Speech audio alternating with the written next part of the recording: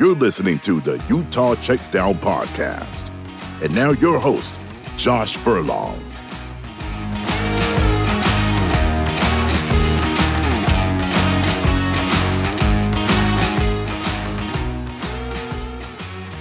Welcome back to another edition of the Utah Checkdown Podcast. I am Josh Furlong. Once again, happy to be back with you on another week.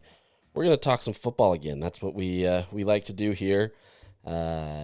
That's the best part, right? We got basketball, we got gymnastics. Those are great sports, and they're good. But we want to talk some football.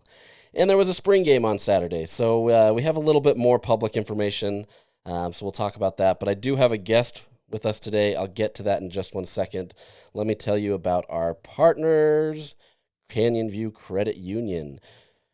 Every possibility begins with a spark, and a possibility can grow into something even better than expected. With a clear view of what matters most, your possibilities are endless. From its first flicker at the University of Utah, UFirst Credit Union has grown to meet its potential and ignites your possibilities. They've grown into Canyon View Credit Union. Same roots, new path. Welcome to Canyon View Credit Union. Check out the full details at canyonviewcu.com. All right, so we, as I said, we have a special guest joining us today, and that special guest is the one and only Bryan Brown. Bryan, how you been, man? I'm good. I feel like special guest is more commentary on my inability to keep my general life together than it is any particularly good insight that I bring to the program. But more than anything, I'm just happy to be here. Throwback to Isaac Austin. For those who know, you know. If you know, you know. If you know, you know.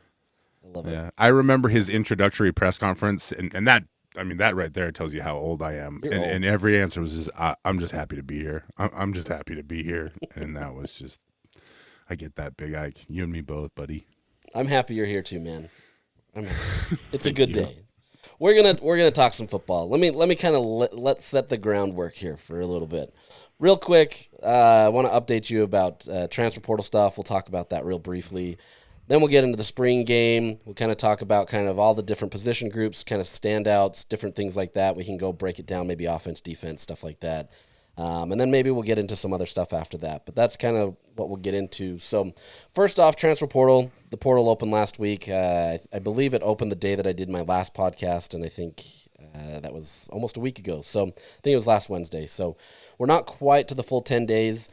Just as a reminder, the transfer portal isn't one of those things where all players have to be signed in that 10-day period. It's just you have to declare your intent to transfer in that 10-day period. So, so far, no player from Utah has really left. You've had a few people that we talked about previously, Wyatt Becker and two corners. That was at the beginning of spring ball, so that's not really a surprise. But beyond that, there hasn't been anybody that's left yet.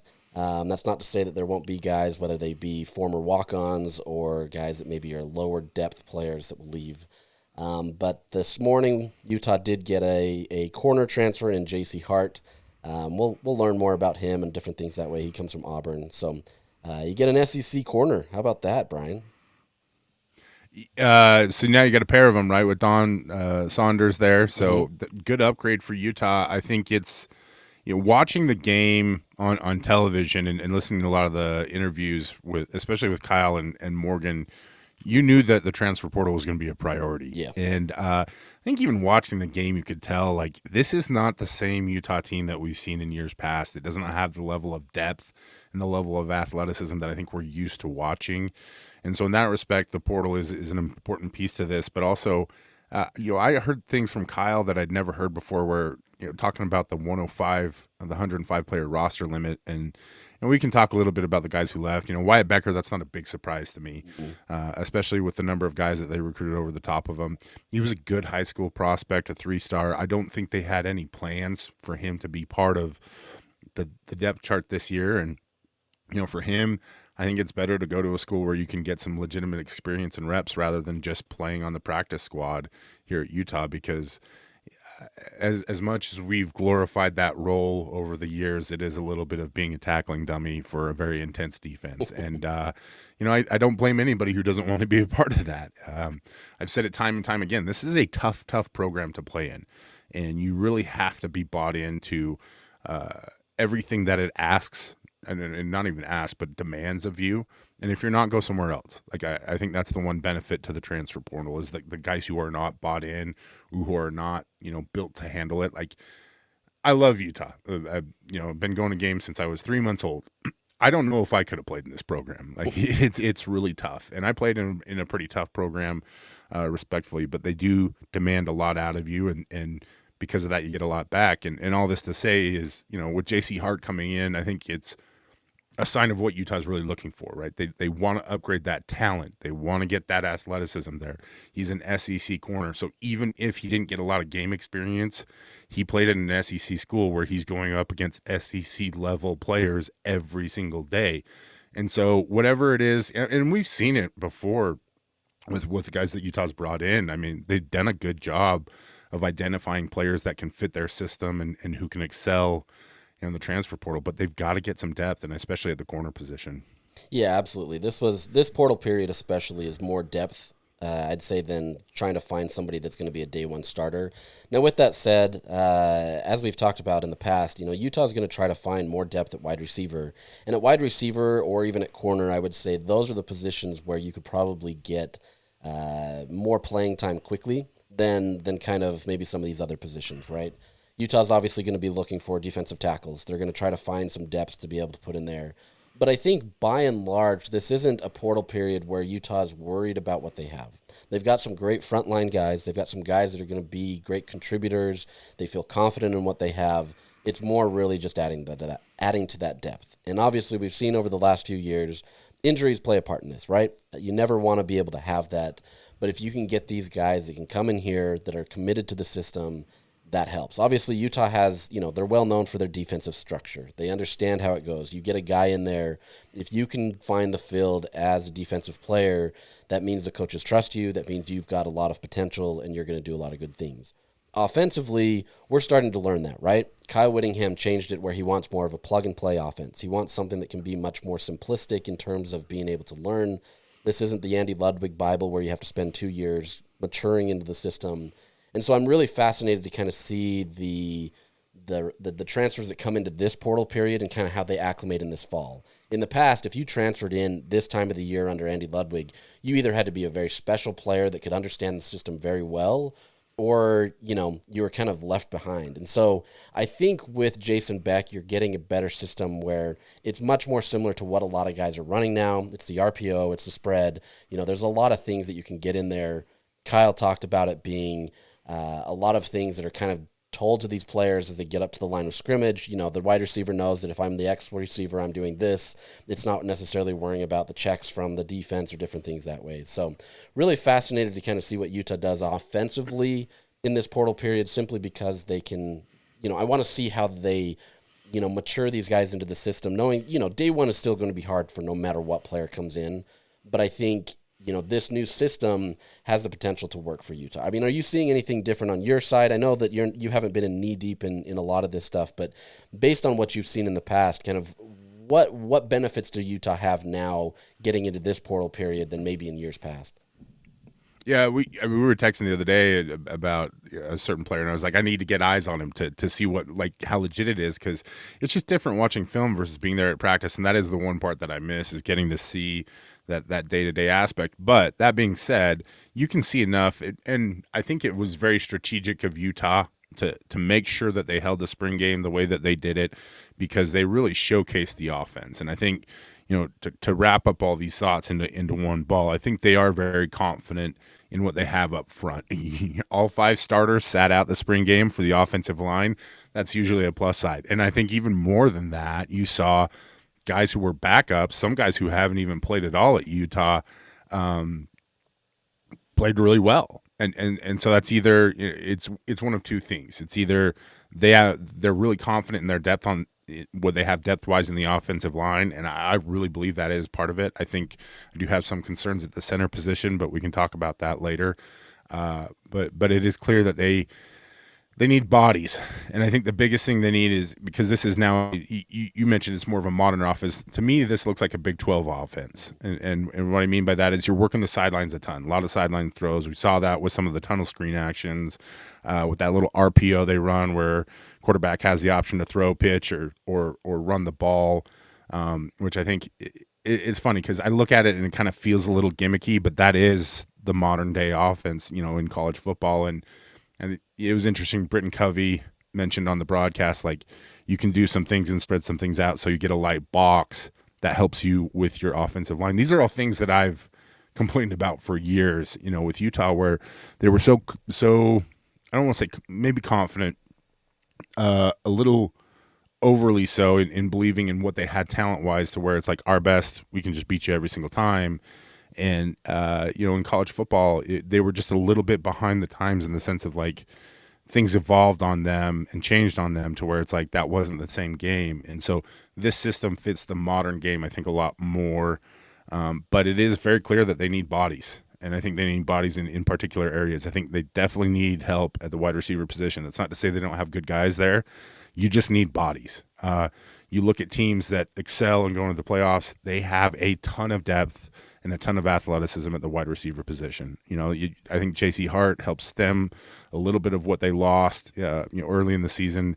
It's kind of weird to see like Sammy Hunter leave and just see those early departures. But I think that is, again, speaks to this era of football. Like, if a kid's unhappy, they're just going to go, and so NIL is such a weird time. It's in the sense of, like, it's just not what I'm used to. It's not what I grew up seeing and all that kind of stuff. And I have, the same beefs that I think a lot of people do with it, where it's just like, I'm watching the game on Saturday and I still have to check the roster for numbers, and trying to figure out who everybody is and names and stuff like that. And it's crazy because, 20, 30 of these guys are probably going to be on this roster cycle too. And, I thought Kyle said something interesting where he said with 105, player limit, roster limit, that really changes the dynamic of who gets to stay and who doesn't. And there's a lot of, I shouldn't say that like that. There are going to be some guys who are going to be encouraged to look elsewhere. Mm-hmm. And that's the hard part about it too, is that, somebody's going to get their dreams crushed. And it's not because, the big bad, Utah football staff is evil and they don't want to give people opportunities. It's because their hands have been forced in this. And you have to have guys on the roster who can do the job. It can't be this development thing for everything. They've got a lot of great high school kids coming in that they're planning on developing. And so you can't keep some of those middle tier guys on the roster that maybe aren't showing out right now. And yeah, I think the heartbreaking part about it for me is, like, for a lot of these guys, they don't know it, but this is going to be the end of their college careers. Mm-hmm. And that's just tough. Yeah, and this is the hard part, right? So the 105 number comes from the NCAA settlement that's expected to pass here soon. It's still currently in debate in court. I think we're getting closer. Honestly, by July 1st is when it's supposed to happen. So as long as it happens by July 1st, I think everyone's fine with it. But there's, every single athletic department in the country has essentially been making these moves as if this settlement is going to get passed. And so there may be some nuances to it. There may be some things, grandfathered in, something that way. But as of right now, the plan is for Utah to get down to 105 players. Now, this isn't 105 scholarships. This is simply 105 players. So the day of the walk-on is essentially over. It exists still, but it's in a different way because now these players have to be paid in some respect, right? And so it's a good thing for the players that they get some money. How that's prorated or how that's divvied up, still remains to be seen. But this is a situation now where they have to run with 105 players. Now, that sounds like a ton of players. The NFL goes with 53 guys, and they have, roughly 10 or so practice squad guys. I think it's actually down to 8. And so there's not a lot of players in the NFL. It's a different system, though, because you can go pick up new players if you have an injury or different things that way. College, you're set. Yes, there's transfer portals, and obviously this time of the year is different, but there's no real area where you can just say, hey, I'm going to go pick up this guy off of the waiver or something like that. And so usually Utah has run anywhere between 110 to 120 players, whether they have a lot of those guys are practice squad guys on walk-ons, not scholarships, but they're walk-ons. They're trying to prove their mettle to be able to get there. And Utah has had guys that have done that. Some are more special, quote unquote. They're preferred walk-ons. Devon Vele was a preferred walk-on, kind of guaranteed a scholarship, so to speak. And you can obviously see what he did. He's in the NFL now, catching passes. So there are paths there. I think it's just going to be much more challenging. Some of this is going to be natural attrition, guys that are just simply going to leave because they see kind of the writing on the wall. Others will be Kyle Whittingham and staff saying, hey, we just don't have a place for you. But they also have to do that while juggling adding new players. And so it's a challenge, and I don't want to get bogged down too much on the transfer portal.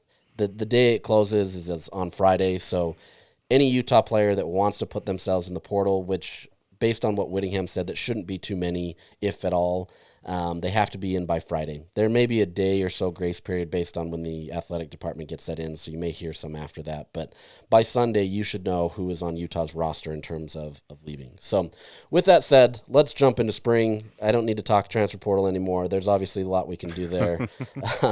There's guys that will be added, right? Utah's still going to look hard at corner still. It's not like J.C. Hart is the only guy. You've got that wide receiver, defensive tackle. They'll continue to look at quarterback. They'll continue to look at some other positions. One note on that I'll say is that Kyle said it's not that they're necessarily looking for a position. They're just looking for dudes, right? They're trying to find guys that are going to be impactful on the team. So I think that was the most interesting. You have something to say? Yeah, I was just going to say, I think watching the game, and I've got it going on in the background here, so if I divert attention just because of that, and I just watched the catch from Mana Carvalho, and it's that pop athleticism is really what Utah's looking for, that and size, and I think look at that. That's production on the I'm fly. fancy. If you're watching on YouTube, I just pulled that up for Bryan. I didn't even have to try hard. Just kidding. This is why Josh is the best in the business, because he's doing this stuff like this.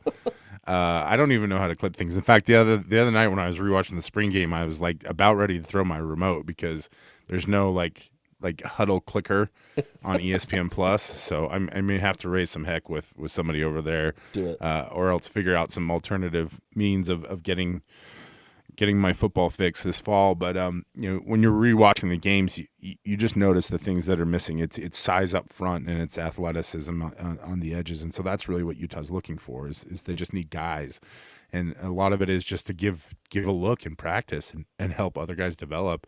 You mentioned walk-ons. I think Jackson Benny's a great example of what this rule is really going to start to squeeze. Devon Vele, another guy that I mean, it's kind of insane. We used to say if you're good, they'll find you, and that's not the case anymore. Recruiting has just changed so much, and I think NIL. Maybe we'll just put a pause on NIL talk for the rest of the pod, but recruiting has changed so much that it's not the one where it's Ron McBride sleeping in his car in front of a player's house, waiting for them to come out so they can interrupt him and get him to come to university anymore. You have to be able to cover ground in different ways, and so there are guys who get skipped, and I think you and I deal a lot more with the local high school space, and so we understand that there are great players at this level. Like Jackson Benny comes from an Olympus program that probably should have 2 or 3, maybe even 4 D1 level players coming out of it every year, and so guys do get skipped, and so that's what you're looking for is either guys who have maybe been skipped or guys who are unhappy, guys that you had on your radar that went somewhere else. I think we saw that with Don Saunders. That's one of those positives of building those relationships is you can get some of those. I guess we can call them bounce back guys. And it's just the biggest thing is just filling out that roster and getting that athleticism and those guys that have those measurables. I think that Utah's always looked for because if Mana's the one guy that pops athletically during the course of the spring game, that does give me some pause. Now, I think if I'm saying that, I'm obviously bearing the lead, which is Devon Dampier Heisman season, sure, let's run with it. I'm all in. I saw things, on Saturday that were just okay, we're here. And the thought crossed my mind, and maybe we'll start off this discussion with this question.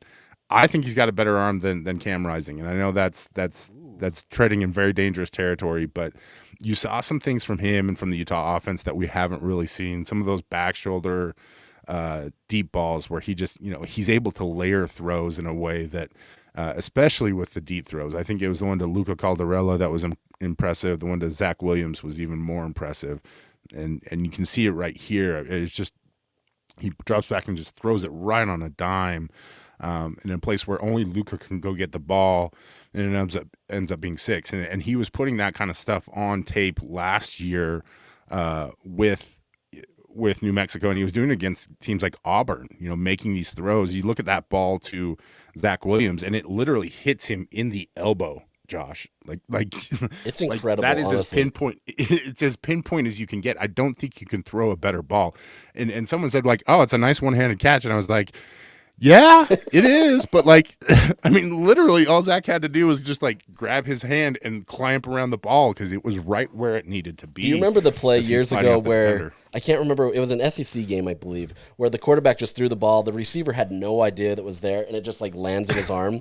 That was kind of the reminiscent of that, right? Where it's just oh, hey, there's a ball here. Yeah. Zach didn't have to do much. I mean, Zach's a talented player, so I'm not trying to take away from him, but that's how good that pass was. Well, I think what was great about the spring game, too, is that you saw some other guys get into it and showcase the fact that they believe they have some guys in the wide receiver core. And I think really what you're looking for is that variety of of guys who can come in and play. Creed Whittemore caught a couple passes. Luca Caldarello looked good. I think Zach Williams is very – very definitively the number one wide receiver, and for good reason. I think he's going to grow in that role. I think he's got some confidence that'll help. Nakari, we're going to get it right. Nakari, whichever one it is, shoot me a text, Paul. Rogers. If you're listening. Rogers is going to be a big part of the offense in terms of catching the ball. I think we'll see him in the run game as well, but they did a lot of that at New Mexico, and I think – mostly we saw him running the ball because Wayshawn Parker wasn't there. And I think they've got some depth at the running back position, and so they'll use a lot of those guys as receiving running backs, kind of the way that Utah used Mekhi Bernard for so long. And so there's a lot of options and a lot of opportunity for Devon Dampier out there. And really, I think if you're comparing quarterbacks, and I don't know that we even want to get to this point yet, but where Devon's at, it's the skill set is there. Now it's time to really improve on the decision making. Whereas with Cam, his skill set was there, but his decision making was always right here.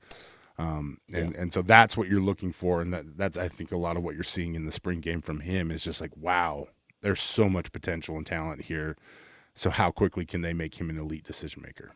I want to stay on this point, but first let me just remind people: spring games, take them with a grain of salt, right? Don't buy the gospel of spring. I was talking to one unnamed member of the coaching staff that just said he's frustrated because they can't really showcase much, right? They want to be able to, they want to show more as well. And so this was a very vanilla offense, very vanilla defense. You're doing it for multiple reasons. You're trying to do it to preserve guys' health. You're trying to not give anything away before you go into fall. I mean, that gives you a good 4-ish months to prep for stuff if you give everything.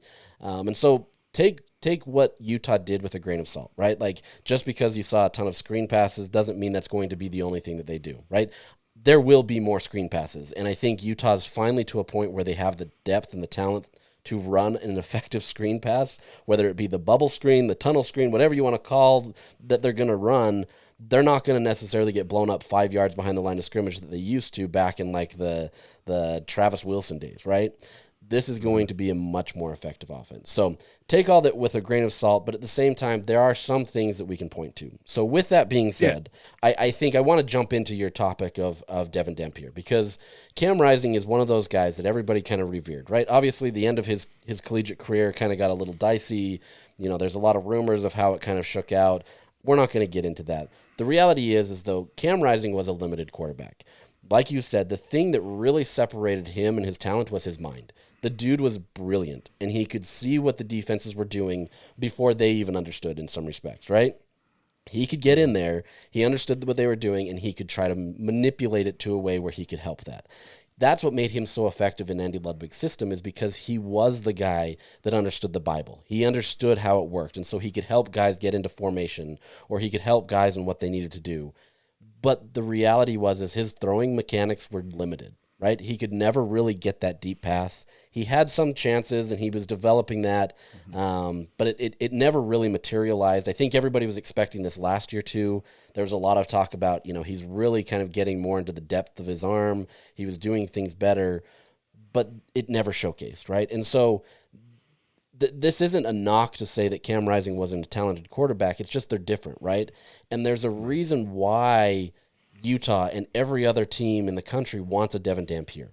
They want that skill set where if he can improve those passing numbers that he had at New Mexico, which we're fine. They're not like horrible, but they're definitely not the level that you need to be able to compete at the Big 12. If you can get those numbers up, even just marginally, and then you pair that with what he's able to do in the ground game, there's nothing that these defenses can do to stop you. That's why the Jaden Daniels, that's why the Caleb Williams, that's why these guys are so effective, is because they're so challenging to stop. I've been on record on this podcast several times. I think that Devon Dampier is very much so in the very same arc of a Jaden Daniels, where you come in, you weren't necessarily the most flawless quarterback, you had some opportunities. If he can make the steps that he made when he transferred, I think Devon Dampier can absolutely be in that range. If you can get that completion number, 65%, get it up to closer to 70%, man, the sky's the limit for this guy, because there's just so much what they can do. You talk to these defensive players, they say it really frustrates them what he can do because there's just no stopping him.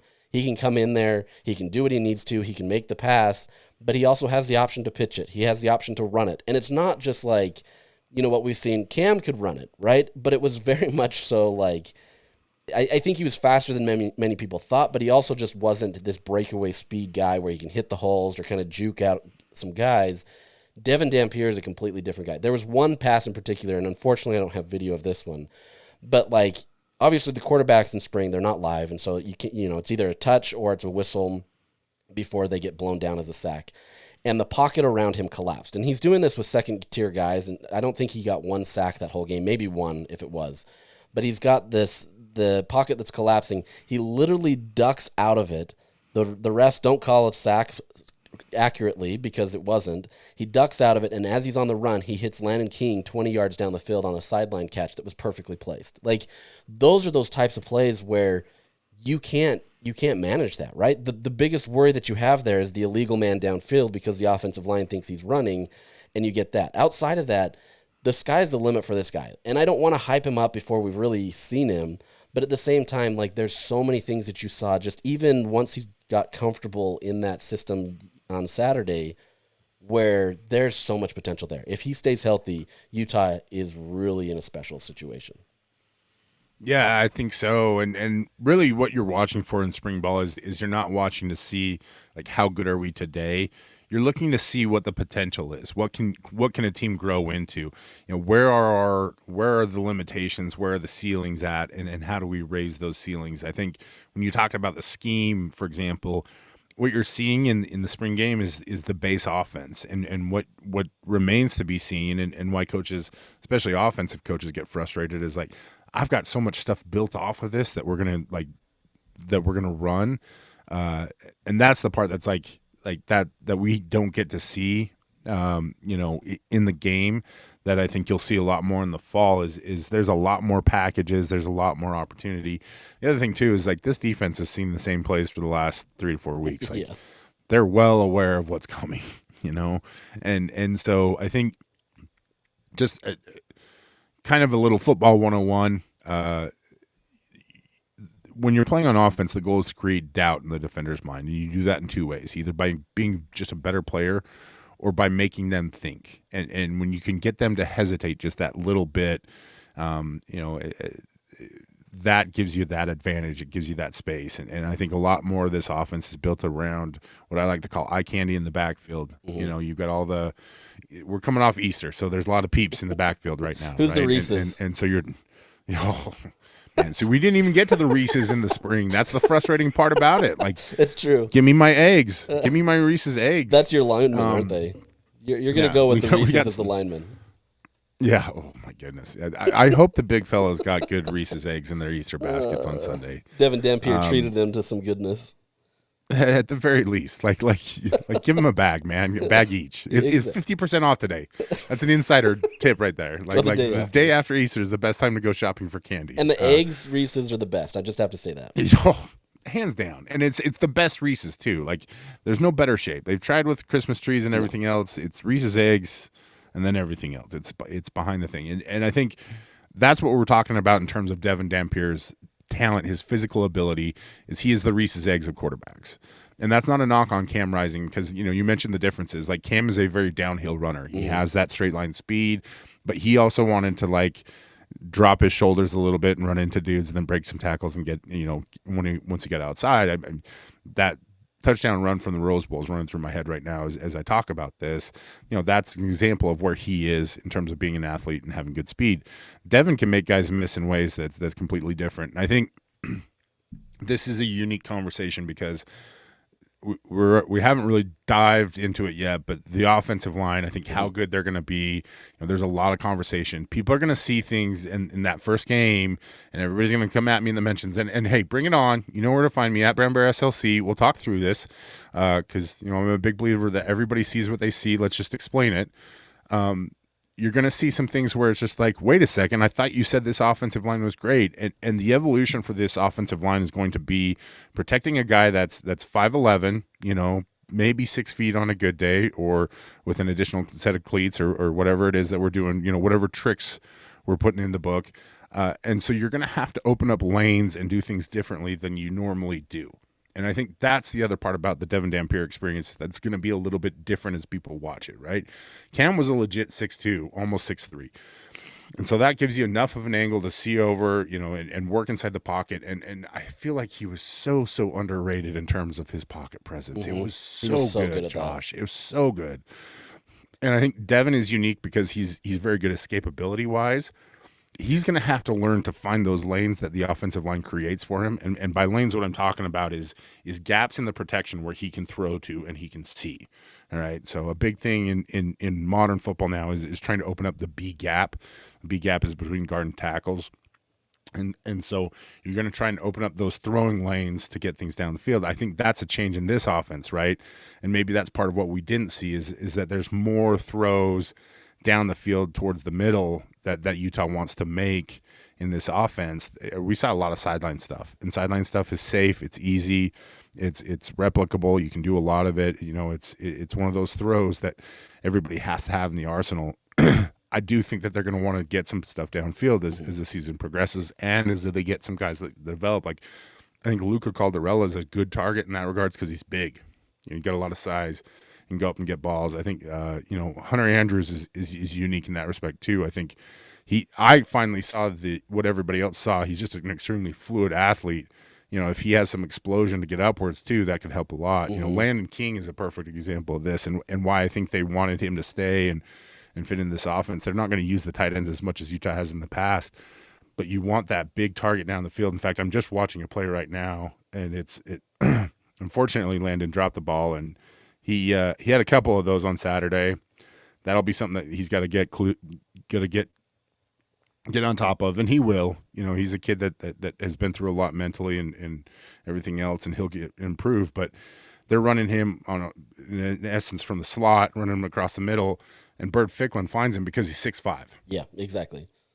And that's exactly what you want. And so I think as Utah builds this offense and just to stay on point, because I can tend to wander. The Reese's eggs, or where this offense needs to get to, is finding that ceiling, and I think it's really hard because they're not there yet, but they know what they have, and I think you saw a little bit of that in the spring game, and maybe we can parlay this into a conversation about the offensive line. I think even more so we saw that because they didn't even play any of the starters, and that to me was very, very telling. It's funny because I haven't shared with you my show plan today, and you're like hitting it right in stride. So I think we're doing well. So I think that's the most interesting thing here is the offensive line, the starting offensive line, which we've heard a ton about going into this spring, about it just being so, a veteran unit. It's a great unit that has really developed. They've played together. It's obviously anchored by your two tackles in Spencer Fano and Caleb Lomu, who are getting a ton of praise. Especially Fano, who is arguably one of the best tackles in the country right now. They've got that line, right? And the fact that Dampier was able to do what he did with the second unit shows the depth, right? And the depth matters because obviously injuries are going to happen, and I'm not worried about that one necessarily yet. But I think if you can kind of extrapolate that, based on what Dampier was able to do at New Mexico, now you have a much better offensive line. In your opinion, what does that do for him? Like, what is so effective about having a line like that can allow him to be able to do what he needs to do? It does everything. I mean, it gives him confidence. And so we talk about creating doubt. As a defender, if you can't get to the quarterback and you start doubt your ability to rush the passer, Like, that's a critical win. And with a guy like Devon, where he can sit back there and he can thread the needle and he can get outside the pocket and make some plays out there, then you start doubting yourself in terms of, like, can we stop this guy, right? And that creates hesitation on the part of a defender, and that is absolutely 100% the goal in everything you do in offense. It's why I'm such a huge believer in misdirection in terms of my offensive sets. And if I were an offensive coordinator, like, my offense would just be, it would be, just all eye candy, like just massive baskets of candy back there for the defenders to try and catch into. Because if you can create that doubt, that hesitation, that separation, it gives you just that much more of an edge. And one thing that allows Devon to do is worry less about the guys that are, coming down on him from defensive line or pressures or anything like that, because especially if you get to a point to where you're on the same page in terms of protection schemes and everything like that, and we talk about that in such general terms, but it's really hard. And it was hard last year. I think we learned a lot more of that last year when Isaac couldn't do that, right? Where the protections and having that kind of chemistry with the line didn't work out. And, for Jaron Kump, for all his gifts, I don't know that he's always the best communicator. And it is hard to communicate from a center to a quarterback. Like, you can't turn around and just be like, hey, guess what? Because for one, it's very obvious. And two, like, you're playing in loud environments. And so the ability to communicate, so it gets more and more difficult. And so I think that's the benefit of having 5 returning starters. It's guys who play together. They understand this. They have that experience. It's a lot easier for them to just function, in whatever ways they need to. And they're going to have to communicate at times. But I think having been through the wars before gives them a much better advantage. And on top of that, just the advantage that it gives Devon Dampier is he just knows those guys are going to do their job. And so that allows him to focus on other things and getting receivers in position and recognizing coverages. And, if you can take things off a quarterback's plate in terms of, and this is, again, one of those areas that, like, Cam was so incredibly underrated, is his ability to get guys into protection and things like that, and they put a lot of decisions on Cam's plate. And as I talked to staffers at the U, like, sometimes they would kind of drift in, like, well, so-and-so didn't do this. And I was like, yeah, but, like, think about everything that you guys are asking to do with them. And they kind of like, and it's just like, I think the hard part about it is that Andy's scheme was always so brilliant, and if it was perfectly executed, it would have won time and time again. But you're asking, 18, 19, 21-year-old guys, even 24-year-old guys, to execute things that, somebody in their 50s and 60s had done for years, or thought about for so long. So there's always going to be that little bit of disconnect.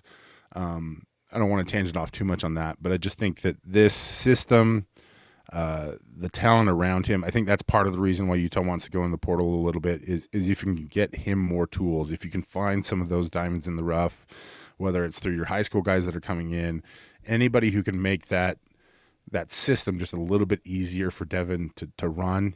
I mean, you can see what he can do when he's given the time and the opportunity. He throws absolute dimes. And so, for a Utah team that needs to really build their identity in the Big 12, and I think that sounds absurd to say, but it's really the truth. Like, we don't know who Utah is as a Big 12 program, because last year was an anomaly, but, like, maybe it's partially because it's a new conference. Like, you are not the same juggernaut that you were in the Pac-12, and stylistically it's a very different fit. You're playing in different parts of the world that where you may have recruited for or recruited in, but you've never played in. And I think part of what makes college football so great is that it is a regional sport. Part of what makes it so difficult for Utah right now is that you're in 2 entirely different regions in terms of, you're in air raid country with a lot of the offensive stuff the Big 12 does, but also you're dipping into, the Cincinnatis, the West Virginias, and, the Florida parts of the world and parts of the conference. And that brings about a lot of different stuff that either Utah's not conditioned to seeing, or just like the little nuances. Because, I mean, you have to think about it in terms of, like, if you watch high school football in this state, in the state of Utah right now, it is a lot of passing. There is a lot of, heavy passing offenses. It used to be that it was all just like option run games. So back when I was in high school, it was just how many different ways can you run the option? And now you're seeing that it's a lot more 4 and 5 wide, teams because that's, what programs can do, and it's what you can replicate, and it's, the availability you have in players. And so, I think it's interesting that Corner Canyon's actually drifted away from that and gotten more into the run game and more into being a powerhouse program because they can attract that kind of talent. And so you see different levels of what comes out of high school, right? And that carries over because, in West Virginia, their primary area to recruit is the the DMV. Florida, their primary area to recruit is Florida. Oklahoma State, Iowa State, all those programs, it's a lot of Texas stuff. And so the roots of all those high school teams bubble up into those programs and how we see it. And so I guess the point that I'm trying to make with all this is that Utah is still trying to define who it is as a program in the Big 12 because, some of it is that you want to, retain your identity as being a tough physical defensive football team, but also like you've got to implement some of this stuff because this is where you are now. And I think that's the nice blend of Devon Dampier and this offensive line and the work that Jim Harding's done in just recruiting guys and getting guys to stay and getting guys, I think underrated, like Roger Alderman played pretty well. I think Keith Olson played really well. I loved what I saw from Isaiah Garcia. Like I said, I have some concerns about the backup center spot. And that's not just because there were snap issues throughout the spring. It's just it's the way guys play, the way guys, the size and movement and everything like that. But when you see these second and third string guys playing like they're first stringers, that's a really powerful statement to me, both about Utah's level of confidence, but also like, with the depth that they have at that position and how that all helps to maintain that identity of being a tough physical program while also having, the uniqueness of Devon Dampier who can make plays, seemingly out of nowhere. And I can attest to watching, the few times that we got to in spring as media, he was playing with the first team guys, right? And it was a noticeable difference outside of the snapping issues because they had to switch out Kump every once in a while.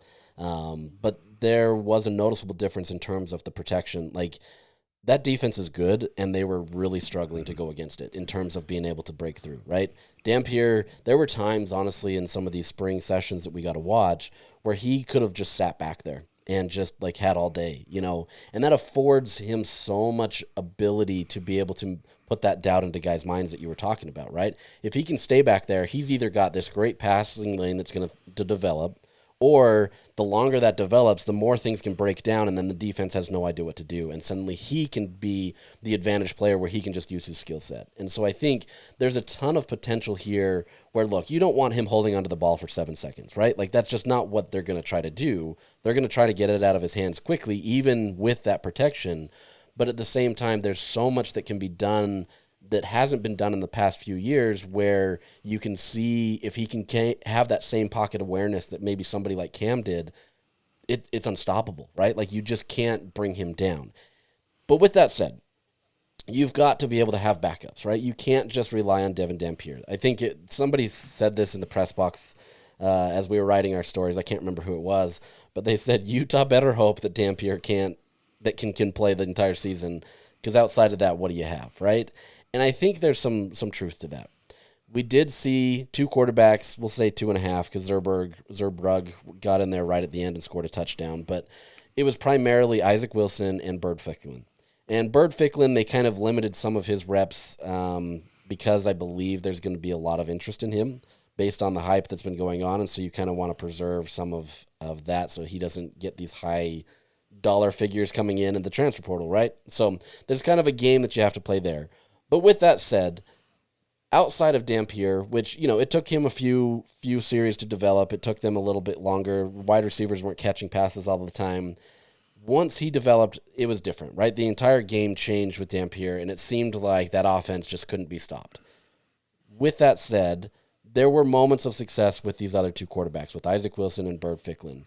But with that, knowing that this is still a pared back offense, that it's a vanilla offense, did you see anything from either one of those guys that kind of led you to a QB2, QB3, or is it still too much to be? I mean, like, I've seen some of it in practice, and we've obviously seen Isaac and what he's done, and I will add the note that Isaac is always going to get the bad rap for how that season finished, and so he's always going to be in this uphill battle with the fan base trying to kind of reclaim his spot, that if he is QB2, people are going to want to see it.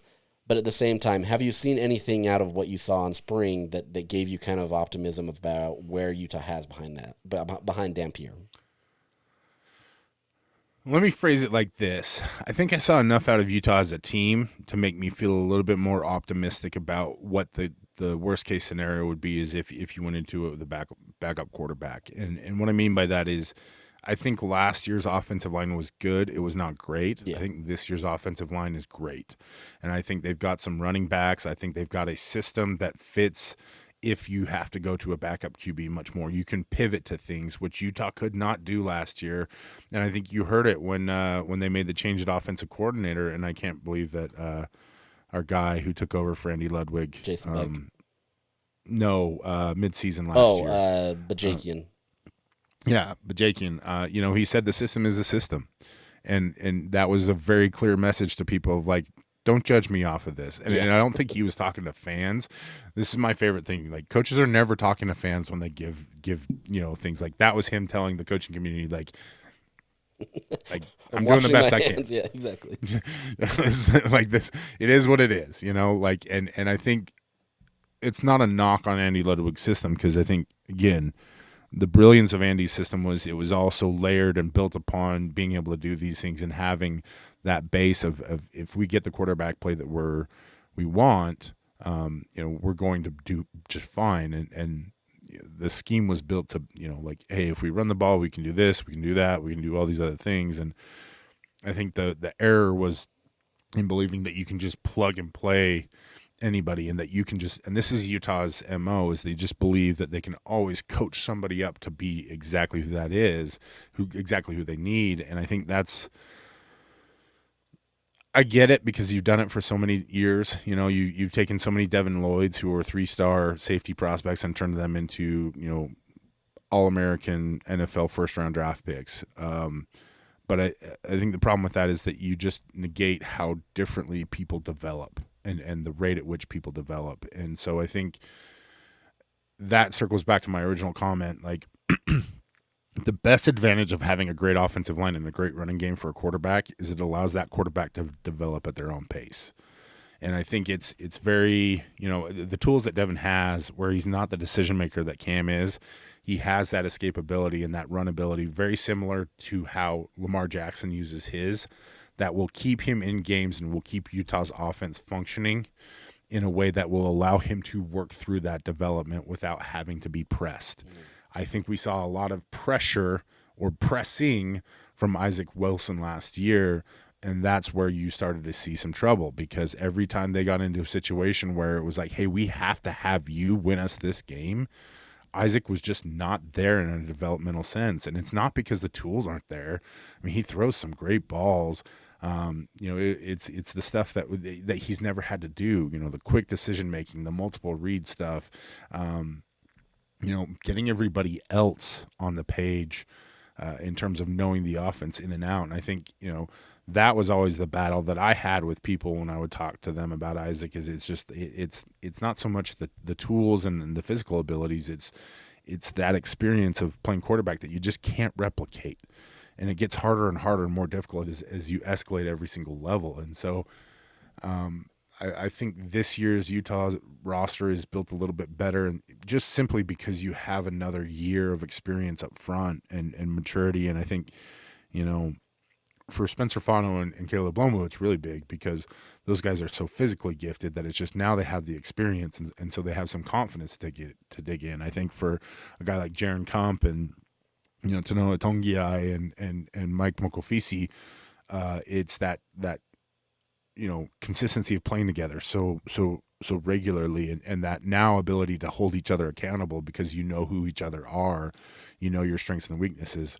That to me is always a big deal with offensive line play. And I know we're talking about backup quarterbacks, but I guess this is my awkward way of getting around the fact that, like, I don't disagree in the sense of, like, if Utah loses Devon Dampier, that it's going to be okay. We'll see what we got, but at the same time, I think there is a different there are opportunities for, like, where last year I couldn't see a true freshman, shining in that offense. I could see it this year, especially a guy like Bird Ficklin, where he has that escapability, he has that athleticism, and also he has a great deep ball. He really does. Like, just it's impressive, And I watched his high school tape. He looks like a different player almost from now playing at Utah than he did in high school in a lot of ways. And I don't know if it's that he's matured physically more or what, but you've got some dudes that can do some things, and even Zerbrug, with the touchdown run that he had there at the end of the game, which I don't know if anybody else watched that. Maybe that's just me being the sicko that I am. He's got some run and some escapability. So you have options in terms of what you can do, and so it may end up being a backup by committee situation where you have 3 guys that have to do it, and if so, that's fine. But I think they're a lot better off with what they have, and I cannot emphasize this enough. Like, Isaac had a really tough year last year, and he fought through a lot of adversity. And I'm not going to be critical of a kid who's had the support of a family and grown up in a great community and everything like that. Like just because you had the football equivalent of privilege doesn't make you a bad person, right? But he had to fight through some adversity that was very different than what he's ever faced. Corner Canyon, it was just a success, ever since he was a sophomore almost. And that's not to say that life doesn't hand you adversity, because it does.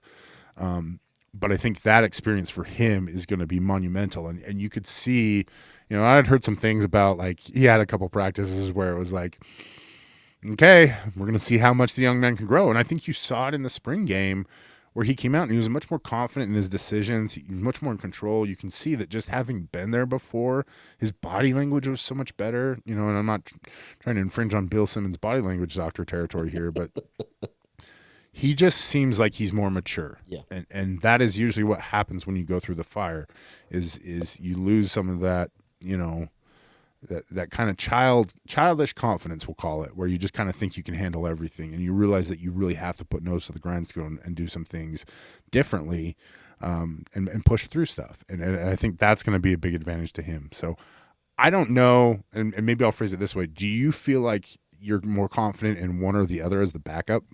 I don't know if confidence would be the right thing, because I don't know that there's you know what I mean? Like, I don't know that there's I'm anything. laughing because I don't think we're doing a very good job of reassuring fans. Like, we're trying to, like. But I guess to that point, right? Like, I don't know that it matters as much this year. And I know that sounds crazy based on the last 2 seasons, right? But I think everything that you said, this system is so much better suited to whatever happens, right? Obviously, if Dampier goes down, Utah's season's going to change, right? And it's going to take a second to be able to change that. But I think whether it's Isaac Wilson, who now has a full year of maturation under his belt, where, like you said, growing up from the time that he played 7-on-7 to the time that he came to college, he had success. He won championships. He won everything. Like, everything was, great for him. That's not to say that he didn't have hard things in his youth, trying to be able to become a better player. He had to work hard. He always had to shake the Zach Wilson's little brother mindset, right? He had to do those things. But beyond that, he's now grown and he's understood, like, look, not everything is peaches, right? Like, I've got to come in here. He's said the right things. Now, some of that may be just lip service, but I truly believe that he understands that he wasn't good enough. Everybody knows that he wasn't good enough, right? But to that point, it wasn't fully his fault. If you understood how complicated Andy Ludwig's offense was, and then trying to get an 18-year-old who's still trying to figure out what it means to play at this level and expect him to be able to do that, then not to have Andy Ludwig, who he trusted a ton, and trying to figure these things out, like, it's just an impossible situation. You also had a running back room that was quite honestly crap. You had Mekhi Bernard, who did much more than he probably should have. Mekhi is generally not that type of a player to be able to put the whole offense on, and yet they still did it. The fact that he was able to do some of that stuff with literally nothing around him kind of shows the extent of where Utah was at. The whole system was flawed last year because it was built around Cam Rising as the only player that is going to play in this offense. And if it worked, it generally probably could have been a great offense. You saw what it was in that first half of that Baylor game. There was talk in that press box about Utah might get 60 points. I mean, like, it was a legitimate thing with how fast they were moving the ball, how effective they were moving the ball. It all went to crap. We understand that. We don't need to relive that. But I think Isaac has now got to face so much more adversity still. if he, gets put into this situation and he is QB2, he still has to now fight off the narrative that he's a terrible quarterback, right? That all of the weight of that offense from last year is gone. Now, with that said, I do think this system is it's built so much better for Utah. If you need to be able to be more gadgetry, you got Nate Johnson, you've got Hunter Andrews, you've got all these guys in the backfield that you can put in, not counting any of the running backs who are way more dynamic than what I think Utah's had. I think this system works, right? So if you put Isaac Wilson in, you've got more experience. You've got a guy that has seen D1 football. If you put Bird Ficklin in, you get probably much more similar to what Devon Dampier plays, and you could probably run it fairly similar. Got the best ball of the bunch, but that's not to say that Isaac doesn't have a good ball. Isaac is always going to be that guy that is going to shoot for the stars, right? He's going to see that big play potential, and he's going to go for it, right? It's learning to dial him in. But more than anything, I think this offense has a natural system in it where it can breed confidence. It's those quick screen passes. It's those quick out route plays that that was the problem with Isaac last year is they didn't give him many plays to give him confidence. And so you got into this system and suddenly it was like, oh, Isaac now has to make a 3rd and 10 and it's going to be this terrible play that's, there's only one route. We saw that in the end zone or the red zone when he got in there. Okay, your only path is Caleb Lohner. Okay, Caleb Lohner's played 2 games before that, and that's the only guy that you're supposed to throw it to? You've got 2 bad things going on right now, and Utah's like, yeah, sure, let's try this, right? I think Utah's built in such a different way now, where as much as I say the quarterback doesn't matter, it matters, right? We get that. But I think it's built in such a different way that Utah can absorb a lot of what they couldn't do last year. I'll phrase it in a way, and I'll take whatever heat people want to throw at me for this one. I think that if you put Wayshawn Parker at quarterback, Utah can still go 6-6 in the Big 12. And that's kind of a crazy statement, but what I'm trying to make, the point I'm trying to make is that you don't have to throw. And you made a really good point about Isaac. Isaac has insane arm talent, and if I'd been covering the team last year, that would have been one of those things where I would have tried to ask Kyle all the time, talk about Isaac's arm talent, because when it comes down to when you're in the fire, everybody reverts back to basic who they are, right? Yeah. We can all do this. I'll put on my therapist hat for a second, and it looks strangely like a jazz hat right now, but we can do all this work and everything like that, but when the refiner's fire hits and when pressure really comes, that's when you figure out if the work you've done has really changed you. And I think Isaac last year, we saw, he reverted back to his true self, which is, I've got a strong arm, I'm going to throw it. And he did that a few times, and it just wasn't the right play. And I think, to your point, the offense wasn't designed to make mistakes. And I think that's the difference, is that this offense is designed with a mindset of we're not going to play perfectly every time. We're not going to out execute every single team and every single player on the opposite side. And I think it's interesting, but we glorify Mike Leach. His offense was one of the most simple offenses in the world. They just ran the crap out of it every single day in practice.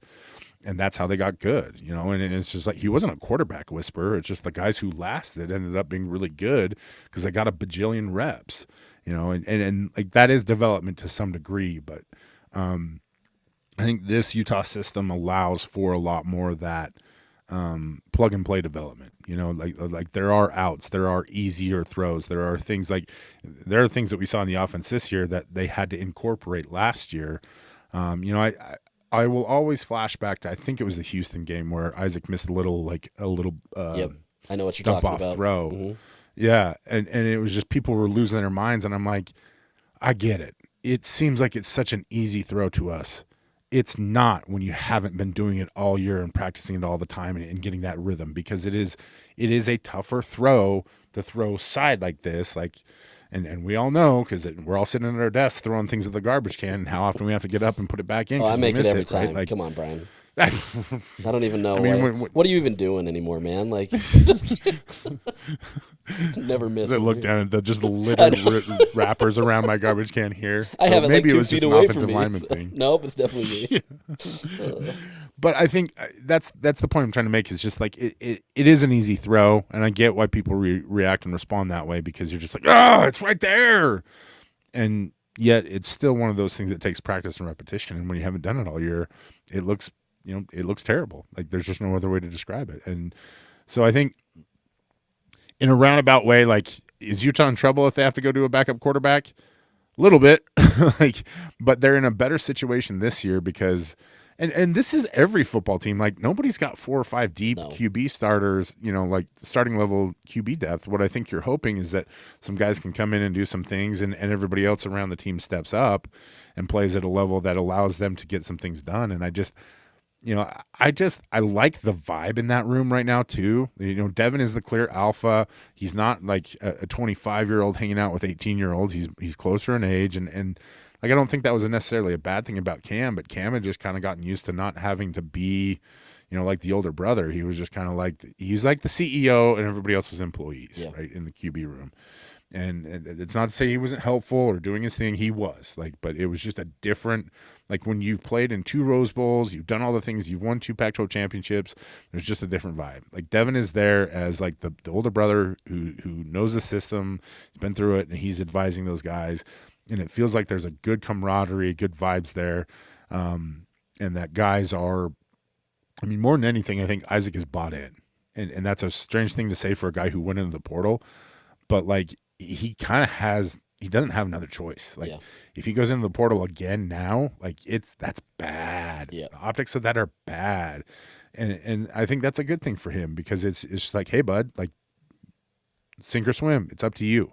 And I believe that Isaac Wilson is going to swim, and I think he's going to find success. And I think especially in this system where it suits his, his skill set in terms of like he can be a little more freelancy, right? Like he's an undersized guy. He is only 6 feet tall, and it's maybe 6 feet on a good day if we're being honest. Like shout out to all of our 5'11" short keens who list themselves as 6 foot on their dating profiles. But he just this system allows him to move. It allows him to freelance. It allows him to be that guy that I think he is a little bit more naturally. Whereas the Andy Ludwig style is very regimented. It is Kyle's phrase that he loves is his mantra. We will not become you. You will become us. It's like you will become this kind of quarterback.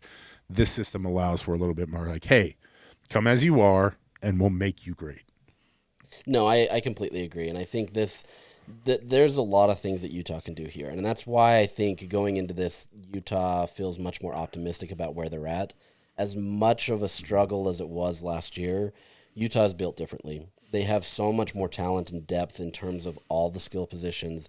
Sure, there's things that the wide receivers need to catch more passes. They need more of the alphas in that room. They need guys to be able to be there. Obviously, you need to see more running back play, and Wayshawn Parker looks to be the guy, right? Like, and I've seen it in practice. He can be the guy.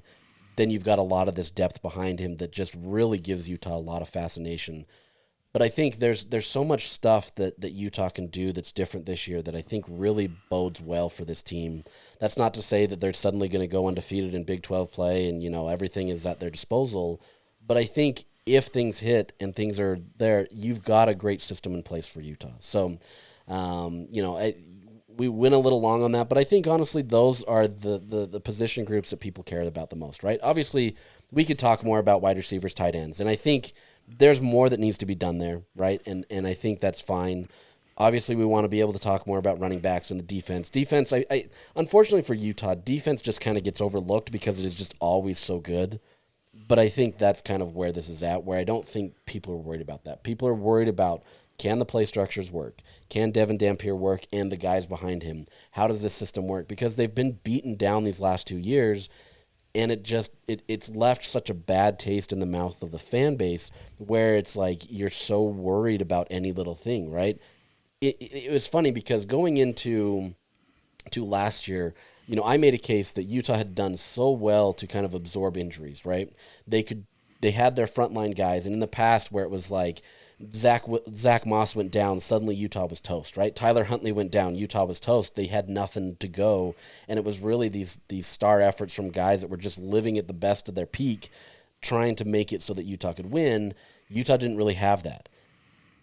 They've built up into this place where they could, okay, now our second and third string guy, could do it. And there was always kind of that mantra that Utah has finally arrived in the level where they had the power forward depth. They had the guys that could compete. And then suddenly last year happened and it kind of reverted, and everything like that could go wrong suddenly went wrong, and Utah fans just died, right? Like Utah itself died, right? Like there was a lot of just negativity around the program. Kyle Whittingham didn't know if he was coming back or if he was, what he was going to do. Did he really want to go out on a year like that? I truly believe Kyle was retiring after last year. Everything was leading to that, and I think it just left a bad taste in his mouth. It left a bad taste in everybody's mouth, that it delayed the progress of Morgan Scalley coming in. It delayed the progress of the program in general, of what they felt like they could do in the Big 12. And now this year becomes kind of a referendum on that, so to speak, right? They're going to be the underdog in a lot of respects. If people just are like, look, they can't live up in the Big 12. They can't do what they need to. Utah's come in as this big, boasting, pounding their chest guy, and they fell flat on their face, right? I think Utah loves that mentality, and I still believe that Utah needs to get back to that level where they need to be the team that accepts them as the top dog if they really, truly believe where they want to be. But right now, they're now back down, and they've got to figure out how to make that work. And I think that gives this team some hunger. I think it allows them to be able to move forward. But I think it also allowed them to pivot to a point where it says, look, if we don't make these changes, we are in a real world of hurt. I think you heard it from the players a lot in their conversations and in comments to you guys in the media, where they talked about, the vibes. I guess that's my buzzword today is vibes, but the We're feeling going all around vibes, the team, baby. and yeah, like HOTTOGO, right? That's a taboo topic right now. No, I'm just kidding. Okay, right. We'll save that for later. But they all talked about, like Lander Barton specifically. I think Devon Dampier spoke about it a little bit as well. But just the feeling and the camaraderie of the group, right? And then we can talk about Morgan Scalley and Kyle Whittingham, the coaching staff, and how they may have planted the seeds a long time ago. That is entirely a player developed system. And I think I was talking with some people on Twitter the other day, and we were talking about Puka Nacua and how he kind of feels like he should have been a Utah guy. And I think that's a lot of really what this program has become. Is it's BYU has its place, and I'm not trying to start any rivalry smack with this, but Utah feels like a very, very much the flagship for the past 10 years for the state of football and for people who love and live in that football culture. And so I think a lot of people gravitate towards that. Even guys maybe that didn't play at Utah kind of feel that camaraderie. One of my high school teammates is a guy that I think most people locally know. His name's Lodi Nata. And, he's got a boy who's playing in high school now, and his boy Sam is fantastic. He's going to be a great player, too. I can't imagine why. It's not like there's any kind of genetic code or Nothing anything happened there along with that family. No, it's not. I mean, his dad was an elite athlete. Mom was an elite athlete. Who'd have guessed? But it's like the Bartons, right? Like, who would have expected that to happen? Yeah. Like, how could you have predicted such a thing? But Haloti spent a lot of time around the program even before his boy was of that age. And it's just because it's nearby. You care about your community. You care about the football team. And so I say all this because people care about that program. And maybe even people that aren't inside of it. I think you and I care about it in the sense of we want it to be successful because that's good for business. I think it's good for the community as a whole. I think last year you just saw when Utah football is down, it's not good for anyone. People invest in this. They need a place to belong, and when that place that they belong is such a toxic environment, it's just not a good thing. That being said, I think we're away from the days of Utah just running things all the time, and Utah just being the leader of the pack. And I think that's a good thing because you said it success breeds complacency, whether we acknowledge it or not. It just happens. Because you're so concerned leading from the front that you're always looking backwards rather than, fighting forwards. And it's this, delicate balance and everything like that. I think Utah's back to a hunger phase where they are not so much backs against the wall, but that chip on the shoulder is back a little bit where it's last year is not who we are. And for the guys who have been there, it's a big deal. For the guys who have come in, it's a big deal because they want to prove, for the guys who came in, they want to prove they made the right choice. And for the guys who have been there, they want to prove that that was just an anomaly. That's not who Utah is. That's not what we represent. That's not who the culture is here. And so that hunger is a good thing. I think it's why they kind of closed the doors a little bit, for the last few months, and just circled the wagons, as people like to say, and just kind of really tightened up in terms of like, this is no longer about success and the things like that. This is about us being who we want to be, being the program that we want to be, and really solidifying those bonds. And normally I would complain about that because I like hearing about things, and I like that there's some ability to peek through the blinds, so to speak, and see what's going on in there. I think this year they really needed it. I think they needed to put those walls up and really kind of just get back to the fundamentals, because it is so easy to lose focus nowadays. It doesn't matter what you're doing. There's so many distractions out there. And for this team, I think it was good to get back to the fundamentals of who they are and who they want to be. And I think you saw that a lot in the spring in terms of just what guys said, the way guys, you can tell guys feel good about things up there. And that's, and I think to your point about Kyle, it felt like he was gone. Mm-hmm. And then it was just like the next day he wasn't. And I think some of it was he kind of washed the bad taste of how the season ended out of his mouth, and was able to tackle some things where he could feel successful again. And it's kind of wild to say, a man who's been through 21 seasons and won so many games and the first ever to lead Utah to a Pac-12 championship, something that I believe was Arizona still hasn't gotten a Pac-12 championship, for as long as they were there. So you think of it in terms of those accomplishments, a man who's accomplished so much had to find some success of his own, whether it was through recruiting or getting into the offseason or whatever it was, in order to feel good again. And I think it just speaks to why this game is so difficult, but also why it's so why we love it so addicting. Much, because it's just, yeah, it is. I mean, I do this for fun, the podcasting thing, and you and I talk about stuff now and then. It's just, I can't get it out of my blood. I just can't. It's part of who I am, and it's part of, I have other things in my life that, I watched WrestleMania this weekend. That's a lot of fun. It's not the same as football. It just isn't. And I like to cook, but that's not the same as game day on a Saturday. And it's just, there's a different element to it that, I think people see and they feel and they want to be a part of, and we just want more of it. And I think for Utah, it's been so long since they've had a season like that. And it felt like, all the kind of stuff that they kicked down the road, came to a head last season. Yeah, I think it definitely had some struggles all around, where I think, you learn real quickly that things can change, right? And for as much as, everybody was going into the season saying, oh, look, Kyle Whittingham's going to go win his third, conference title in 3 different conferences, that's still a realistic thing. But I think there becomes this complacency. And I don't think that Utah was necessarily complacent, but I think based on kind of the moves beyond that allowed them to just kind of crumble, right? And I think you need those constant reminders. It's why, Georgia hasn't been able to repeat as a champion the last couple of years, because it takes a lot of effort. And if you're not constantly sharp and you're not constantly hungry, and you can put narratives out there and say that we're being disrespected and all that other stuff, like, unless you're actually doing the basic principles inside the program and you're doing those things and keeping guys hungry, it's really tough to stay on top, right?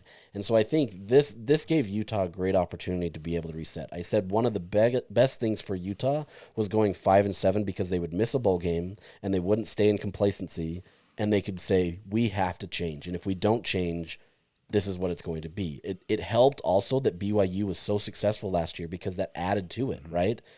To your point, if you don't have anybody that's being successful by you, it doesn't matter. If Utah came in there and they had an okay season and BYU was terrible as well, I don't know that fully pushes Utah as well. I still think things would have changed, right? But I think when you have somebody that is now in your conference, a team that is now competing for these exact same recruits that you're getting, it helps, right? You're seeing that them putting more money in, and you're doing different things. It allows you now that when you're going to those high school football games on Friday night, now there's much more of a charged reaction to it, where I have to have this player or else I can't do X, Y, Z, right? And I think that helps, because now you're in these battles that keeps that edge. And so to that point, I think all of these things can be good things, right? Like, nobody wants to talk about last year, and obviously it was down, right? I think I talked about it many times on the podcast where we all go through our own crap, right? We all have our bad days, we all have our things, and so going, whether it's to football or basketball or other things, that is your entertainment. And to that point, it's in your blood, like you said, where you want to just, you feel it, right? Like Saturdays in spring, just suddenly like there's something about it. You can't put your finger on it. It's just like this natural thing that you have to just be a part of. And when that just crumbles, you saw a lot of frustrations. And then that carries over into men's basketball. And then it carried over into women's basketball. And like all of it just kind of like crumbled.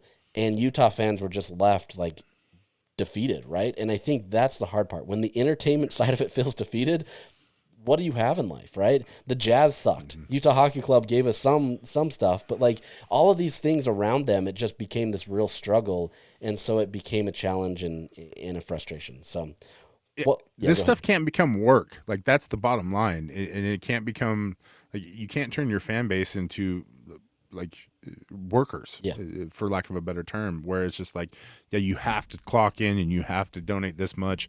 There has to be that want to, that kind of intrinsic desire to give back to the program or to help push it forward, because it is returning the favor in terms of you're showing up on Saturdays and feeling, confident about either getting a win or you feel that sense of community or whatever it is, whatever dopamine hit that it is that you're gathering from being a fan. Like that can't be taken away and then continue to like, hey, we need more from you, right? And then I think the Jazz stuff, like it's funny, but I didn't grow up watching wrestling a ton, but I've gotten into it as I've gotten older in life because it is something that I can be consistent. Like I can consistently depend on it to hit, whatever it is that I look for in sports, right? Like it provides that community, people I can talk to. I got together with a couple of my buddies from high school and we watched WrestleMania on Saturday night. Like that's that's what sports is about, is we all love the wins and everything like that, but it's what it provides in terms of being an uplifting aspect or feeding us. And I think you made a really good point about I think it can be really hard when you're just the only one, or you feel like you're alone working. It can be really hard to measure yourself, and we don't want to compare all the time. But I think sometimes it helps to look over and be like, oh, BYU got Brock Harris. We got to get to work, right? And seeing some of the things that they were able to do in recruiting and getting some local guys, and I think when you see that, it just. The other thing, too, that I'm a firm believer of is high performers perform better when there's other high performers around them, and I think Utah a little bit last year felt like they were taking a step back or step down into the Big 12, and justifiably so. Like you were up there with Oregon and USC and Utah and part of being the royalty of the Pac-12. And for the most part, those schools went on, and Washington, Washington was up there. For the most part, those, like schools all went to the Big Ten and took a step back, except for Oregon, which took a massive step, in the direction that they wanted to go. But you were right there competing with them, and that was making you better too, because they were getting better.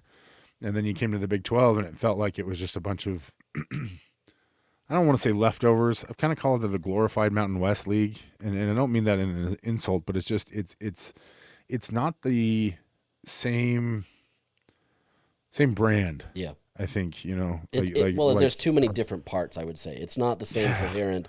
Even with Utah and Colorado in the Mountain West, the Pac-12 still had somewhat of a consistency, right? Like obviously most of that was based on the Pacific Coast, but it like still had kind of a general theme or vibe around the conference. This one, it's just so sporadic that it makes it a challenge.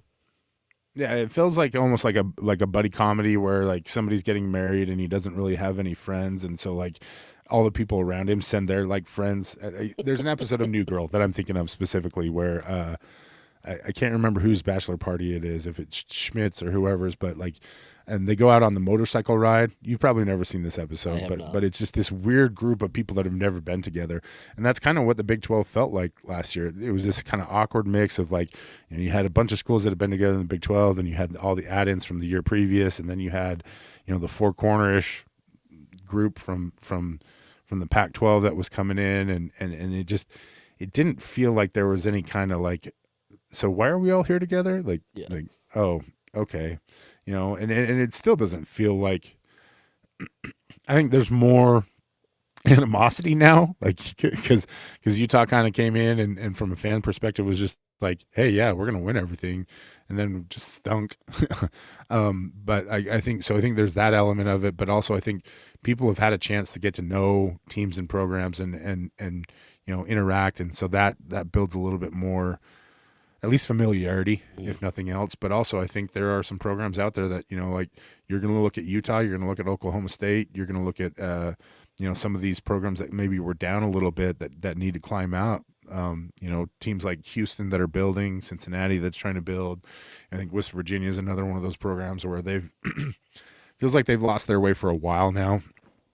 But there's all these teams that really want to get back to that consistency of winning, and that's going to lead to, I think, a lot more interesting season this year for sure. Oh, for sure, I believe it. Well, I appreciate it. I appreciate you joining me today, Brian, and recapping a lot of the spring stuff. We've got a long summer, so I imagine we'll get a lot more of this stuff. I don't think we have to go fully involved on everything, but as the season goes, we'll break down positions, we'll break down these games, we'll do different things that way. But as always, man, I appreciate you joining me. So I don't know. What do you got to say for that? I feel like this was the Reese's Eggs of podcast today. So my basket is full after this, but I mean this sincerely, and I tell you this a lot. Like, you do a really great job covering the team. I think, it's a transitional period for the industry, and you and Steve Bartle and some of the others, have really carried the banner in terms of giving the coverage that Utah fans need. That we have to build that connection with the program, and it's why. I don't want to do this full time anymore.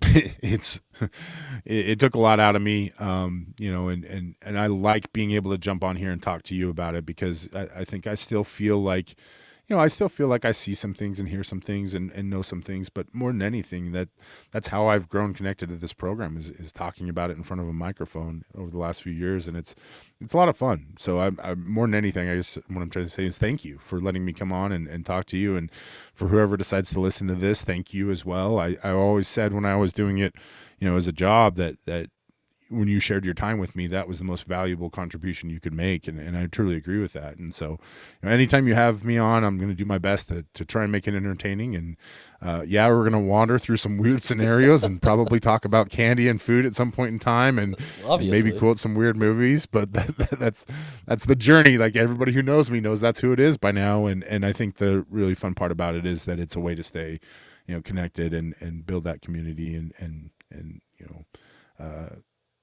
do our own version of helping this program grow, because it's not just about getting Utah wins. I think really what it is it's developing, that pride and sense of something that we all share. No, I completely agree, and I do appreciate when people do listen to us, because this isn't always the easiest thing to do. It's not necessarily my natural inclination at times, but I do appreciate it. So anybody that does listen, that it does go a long way, and it's appreciated. So with that, we're going to sign off today, and we'll catch you at another time. So thank you. Have a great day.